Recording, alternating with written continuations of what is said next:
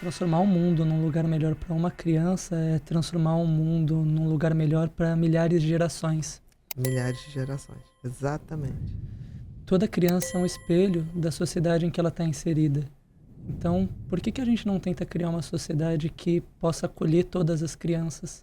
Que possa mostrar que não é crime existir, que não é crime ser diferente. Quando a sala de aula ela começa a acolher a diferença, a partir de 2008, com o Plano Nacional de Educação Especial na Perspectiva da Educação Inclusiva, muita coisa começa a mudar, porque pela primeira vez, todas as escolas, independente de serem públicas ou particulares, entendem que elas têm uma responsabilidade com todos os estudantes, que elas não podem deixar nenhuma criança de lado. Educação inclusiva é isso, lembrar que ninguém fica para trás, independente da condição. Que uma criança, ela tem direito a suporte, ela tem direito à acessibilidade, não por conta da condição clínica dela ou só por conta do laudo, qualquer condição. Ela tem direito a suporte porque ela é humana, porque ela é sujeito. E enquanto humanidade, o que a gente pode fazer para levar o outro ao desenvolvimento é dar apoio. Se ela não tivesse nada, ela ainda assim tem direito ao apoio. Exatamente, ela tem direito a ser criança. As suas humanidades, né? A ser criança. E ser criança é ser alguém que está sendo apoiado para se desenvolver, para aprender, para criar um caminho na qual ela possa, de fato, se tornar um adulto no futuro. Saudável. Né? Saudável. Que reproduz essa sanidade. Sou um adulto que vive, que não só sobrevive, que não se constrói a partir da apatia da rotina, um ser insensível para com o outro e para com si mesmo. Exatamente. Um ser humano de verdade. Isso. Uma pessoa. A partir do momento em que a gente abre mão da nossa vontade de se sensibilizar com o outro, é como se a gente tivesse morrido por dentro. Isso é um processo que pode nascer de muita dor. Então, se a gente pode evitar essa dor, vamos evitar. Mas, por exemplo, eu acho que a grande maioria dos adultos não se dá conta disso. Acho que as crianças é mais fácil. Se a gente conseguisse fazer por exemplo, uma matéria que fosse sobre o funcionamento cerebral de todos na infância, sobre a questão das emoções, o que cada emoção significa, como a gente lida com cada emoção, a gente já estaria formando essas crianças para serem adolescentes e adultos muito melhores, que poderiam já estar interferindo até positivamente nos pais, que não tiveram. Fomentar a educação socioemocional. Exatamente. Socioemocional, fomentar a educação política enquanto a deficiência, enquanto aos direitos que todos têm de conviver em sociedade. A diferença. Né? A soma das diferenças. A soma das diferenças, exatamente. A própria educação inclusiva, ela nasce a partir da filosofia da diferença deleuziana. Ela nasce a partir da perspectiva de que cada sujeito é um ser em constante transformação.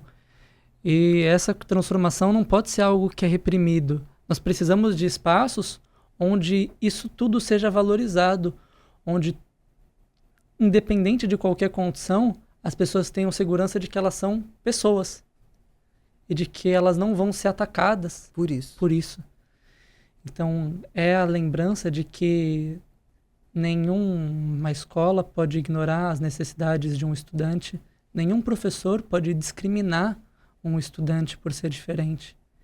E que o professor, ele tem sim responsabilidade, de levar dentro da sua formação não só os alunos que atendem um padrão de normalidade, mas a todos. O professor, ele é o profissional que muda a vida de uma criança. Um bom professor, ele te traz segurança, ele te traz vontade de aprender para sempre. E de respeitar, né? E de respeitar. Um professor que não te respeita, te traz medo, faz você se traumatizar com uma matéria. Joga um potencial inteiro que você tinha dentro de um campo no lixo. Eu me recordo que na primeira vez que eu mencionei para uma professora meu sonho de me tornar médico, eu já tinha os meus 10 anos de idade, já sabia do meu diagnóstico e a escola também já sabia do meu diagnóstico. essa professora ela virou para mim e falou o seguinte: Arthur, autista não é médico, autista é paciente. O mais próximo que você vai chegar, Eu não acredito. o mais próximo que você vai chegar de trabalhar num hospital vai ser como paciente de sanatório. E ela falou isso em alto e bom som para as outras crianças rirem de mim. A gente vai respeitar, não vai fazer a mesma coisa que ela fez. A gente vai respeitar de não dar o nome dela. Com certeza. Porque nesse momento, se a gente dá o nome dela, a gente cria um problema sério para ela e a gente não é igual a ela. Não, Então exatamente. a gente não vai falar o nome da sua professora, que hoje deve estar vendo a sua carreira, deve estar vendo a sua caminhada com muito constrangimento, com muita vergonha, eu espero, né? E se ela tiver um pouquinho de humildade, lucidez e crescimento pessoal, ela vai dar um jeito de chegar no seu Instagram, no direct e pedir desculpas. Se não, ela continua essa mesma pessoa e tudo bem, a gente ainda assim o processo respeita dela. a ignorância dela. O processo dela. Até isso. As pessoas, elas não escolhem a ignorância, não escolhem o preconceito, mas a escolha delas é manter. A isso partir ou do não. momento que ela vê que é uma ignorância, talvez a sua trajetória mostre nitidamente que ela estava dentro de uma bolha de ignorância. Então, se ela deu um passinho na evolução, que ela tem esse direito, hoje é fácil falar com a gente, né? Exatamente. Só no direct do Instagram E da as pessoas gente. têm direito de errar. Não, sem problema nenhum, isso que eu tô falando. É isso. Se houver dentro do coração dela essa Essa percepção, vontade. que bom, melhor para ela. E também bom Mas pra tem gente. até uma história engraçada em relação a isso, Hum. Ana. A gente estava falando, né, Bia? De... se ela tivesse essa noção, até porque existe muito essa noção de que quem é sem noção é a pessoa autista. O neurotípico, ele tem muita noção, ele é referência para tudo. Essa professora, quando eu passei em 5º lugar no curso de medicina e começaram a surgir algumas matérias a meu respeito, ela foi atrás do jornal, que fez uma matéria sobre mim, que tinha passado, era filial da Globo da minha região, e falou que ela foi a professora que sempre me incentivou, que ela queria ser entrevistada para contar sobre a participação dela no meu desenvolvimento. Ela poderia até ter, se ela entendesse que a participação dela foi justamente dar o preconceito para que te desafiasse mais. Isso. Isso foi, de alguma maneira, ela foi um veículo de ignorância para fortalecer suas crenças. Perfeito. Agora, que ela estimulou, então essa mulher não evoluiu e, pelo contrário, ela continua numa bolha de ignorância e, o pior, mostrou que ela tem uma vaidade horrorosa. Exatamente. E achou que você com 10 anos não ia lembrar. Porque as pessoas acham que as crianças não lembram de nada. Elas esquecem que quem apanha lembra para sempre. Para sempre. E é até engraçado porque toda essa dor, todo esse desespero que ela causou em mim na infância, como você falou, me impulsionou e me impulsionou mesmo. Te fez a tal da resiliência. Me fez decidir que eu ia querer trabalhar para garantir que mais nenhuma criança tivesse que passar por isso. Pensava muito no meu irmão, que eu sabia que também era autista. Você tem um irmão mais novo ou mais velho? Tenho um irmão mais novo. Uhum. E o meu maior desespero, sempre que eu passava por alguma situação que me provocava dor por conta da forma como os outros não respeitavam a minha condição, era pensar que o meu irmão podia passar por isso também. Era o próximo, né? Que ele era o próximo na fila. Uhum. Eu não queria que isso acontecesse. Eu não queria que outras crianças que viessem depois dele tivessem nessa fila também. Uhum. Que é uma fila de sofrimento, né? É, uma fila de sofrimento, uma fila de negação da humanidade do outro. Capacitismo, assim como todas as outras formas de preconceito, é a manifestação não só da ignorância, mas da compreensão do outro de que ela pode tratar alguém como menos gente, como menos digno de humanidade. Perfeito. E com isso eu comecei meu ativismo bem novo. Com quantos anos? Com 10 anos de idade. Com 10 anos? Com 10 anos então de foi idade. depois dessa Foi professora? Depois dessa fase. Olha que maravilha, eu ela ainda criou tinha um aula ativista. com ela nessa fase. Uhum. Eu ainda tinha aula com ela nessa fase e já comecei a querer saber dos movimentos da minha região que falavam sobre direitos de pessoas com deficiência e fui fomentar também. Comecei a apresentar palestras acerca de autismo, acerca do tema da inclusão das pessoas com deficiência como um todo. Todos o perfil neurodivergente. Isso para a neurodiversidade, para tudo aquilo que engloba a experiência da deficiência humana. E aos 11 anos de idade eu comecei a apresentar mais palestras mesmo. E como é que você começou esse processo de palestras? Como eu comecei esse processo de palestras? Uma coisa muito... Você começou a estudar. Eu comecei a estudar. Autodidatamente. Eu comecei a estudar sobre autismo antes mesmo do meu diagnóstico. Entendi. Isso é uma experiência legal. Quer que eu te conte, Bia? Por favor. Olha, eu te contei que eu era uma criança que, quando começou a ler de tudo, né? Uhum. Então, pensa num garoto que realmente levava isso como uma missão. Quando não sabia algo, precisava desembrulhar cada conhecimento que tivesse contido ao alcance dele. Virou teu game. Virou meu game. Quando eu li um livro sobre um personagem autista, O Estranho Caso do Cachorro Morto, eu achei essa condição muito interessante. Eu tinha uns 8 anos de idade. E aí eu comecei a pesquisar tudo que estava ao meu alcance sobre autismo na internet. Eu não parava de ler. E isso foi logo antes do diagnóstico formal do meu irmão sair. Uhum. Quando meu irmão foi laudado, inclusive, meu pai ele chegou para mim e falou o seguinte: Arthur, senta aqui com o pai que eu preciso conversar com você. O seu irmão,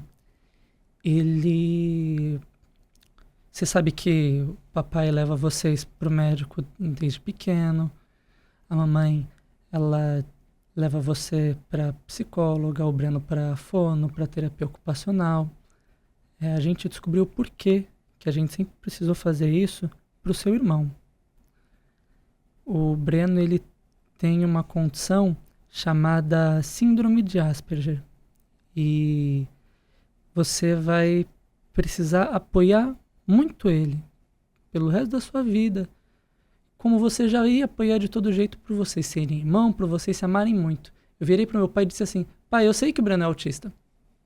Inclusive, esse termo que você usou, síndrome de Asperger, ele é um termo que já está em desuso. Que não se usa mais, exatamente. Que já está em desuso. Seria o leve hoje, né? Isso.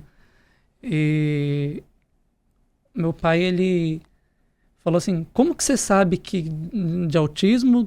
Como você sabe que Asperger é autismo? Por que não se usa mais o termo? Por que não se usa mais esse termo? Como que você sabe dessas coisas? Por que você nunca me falou nada?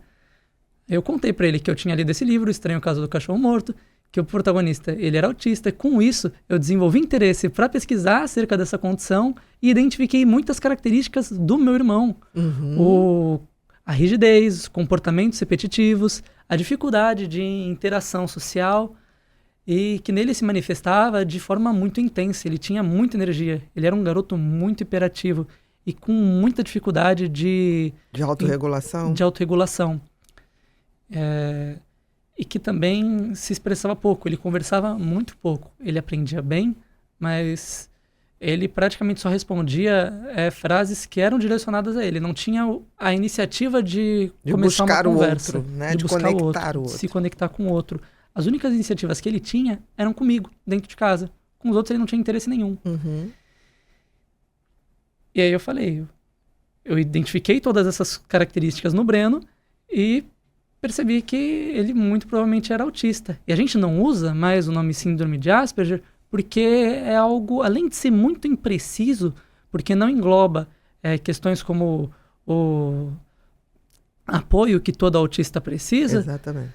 Também nasce da valorização de um médico nazista que escolhia quais crianças autistas ele queria levar para um campo de concentração e quais eram dignas de serem acolhidas pelo Reich. Uhum. Então é valorizar a eugenia que exterminava pessoas autistas e pessoas com deficiência.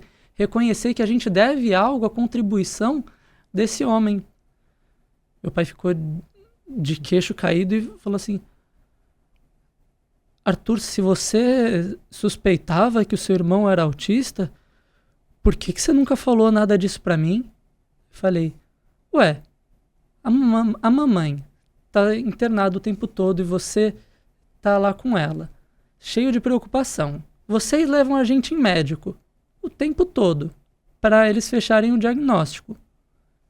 Eram eles que iam fazer isso, né? Sim, eu podia ter errado. Não me cabia. Eu podia ter errado, eu sou criança. Exatamente. Eu não dou diagnóstico. E aí o meu pai, ele ficou assim, super espantado. Ele ficou sem reação durante uns 2 minutos. E aí eu virei para ele e disse o seguinte, mas tem uma coisa, pai. O autismo é uma condição que impacta principalmente na interação social, na comunicação. O Breno, ele vai precisar se apoiar. O Breno vai precisar se aceitar e reconhecer qual apoio ele precisa para desenvolver o máximo do potencial. Então, você vai contar para ele hoje que ele é autista. Ele é o mais interessado em saber como ele funciona. Como ele funciona. E como ele pode melhorar a partir do funcionamento dele.